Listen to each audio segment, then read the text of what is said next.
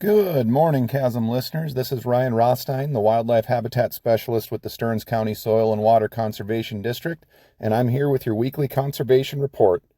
We're getting into the dead of winter now, and I know there's a lot of folks out there ice fishing and all that, but I'm still thinking habitat this time of year, and this is really the time of year when wildlife habitat quality is at its lowest point for most species just because they're trying to get through winter. So this can be a great time to get some habitat work done, particularly if you own woodlands. So today I want to talk a little bit about some different forest management strategies that can benefit wildlife. There's generally about 4 different main types of timber harvest, and these are usually done under the umbrella of timber stand improvement, or TSI, with the goal, depending on whether you're looking more for forestry-based goals or wildlife, can be timber volume, it can be profit from a harvest, or in my case, I'm usually looking for better wildlife habitat. So depending on what your goals are and what you have for tree species on the landscape is going to determine which system works the best for you. The one that most people probably think of right away when thinking about forest management and timber harvest is clear cutting. Now, this is something that has gotten kind of a bad rap in some cases just due to inappropriate use, but if you're dealing with something like an aspen or popple stand, this can actually be an incredibly effective method of regeneration because, as anyone that has ever cut an aspen will tell you, it's going to sucker root like crazy and throw up a ton of new shoots the very next year. So most commonly, clear cutting in Minnesota is used for aspen stands. And this can be usually done on a rotation of about every 50 years or so, depending on your growth rates. But this is a great way to improve deer habitat and grouse habitat, especially in getting that high stem count, early successional habitat that those species just tend to gravitate towards.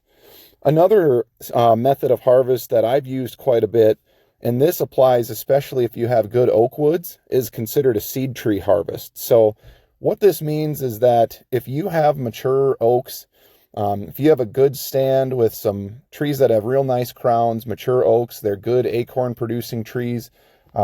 Generally, these are selected and picked out so that those are the trees that remain standing. So usually I'm looking for maybe 10 to 20 seed trees per acre, sometimes more, sometimes less, depending on the circumstances, but clearing everything else, harvesting all the other tree species within that area, and then leaving these selected few high-quality oaks is a great way to get some oak regeneration going. It's really, really hard to get younger age classes of oaks growing in mature forest just because they need a lot of sunlight to do well, and we have a lot of deer around, and deer love browsing on oaks. So this method of harvest is a great way to get some young oak regeneration going, and it provides a very different type of early successional habitat than your aspen stand does.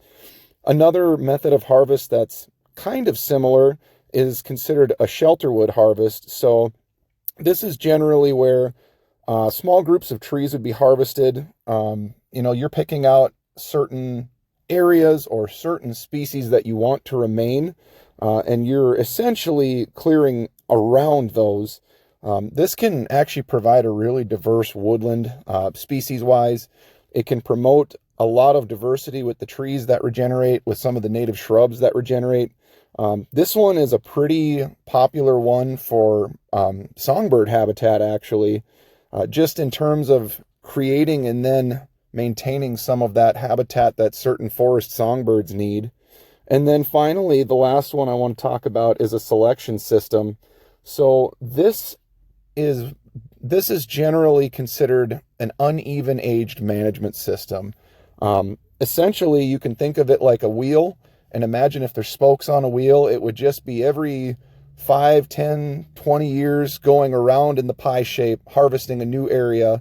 And it really creates this structural diversity, and that can benefit a lot of different wildlife species too. So it's important to think about what you're looking to get out of any sort of timber stand improvement, because that's really going to determine what you ultimately end up doing as far as a management technique.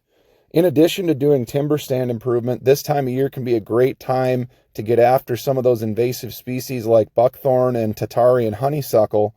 They're a little harder to identify right now than they would have been, say, in late October or November, but it's still a good time of year to get after it, particularly if snow depth is low enough that you can easily move through the woods. This is something where if you have a really overgrown buckthorn infestation, you can really get in there and clear those woods out, clear that understory out, try to start it over again on the ground level, keeping your mature trees that you want to keep within the woodland, but just getting rid of that invasive species and trying to get ahead of that to promote more native diverse species growth. It can really benefit the overall health and habitat of the woodlands and subsequently the species that utilize that. Well, that's all I've got for you this week. I appreciate you joining me. And once again, this has been Ryan Rothstein, the Wildlife Habitat Specialist with the Stearns County Soil and Water Conservation District. If you ever have questions about wildlife or habitat, you can always give us a call here on the main line, 320-251-7800, extension 3. Otherwise, if you want to visit us in person, we're located in the Marketplace Mall in Waite Park next to Pizza Ranch. And this has been your weekly conservation report. Thanks for joining.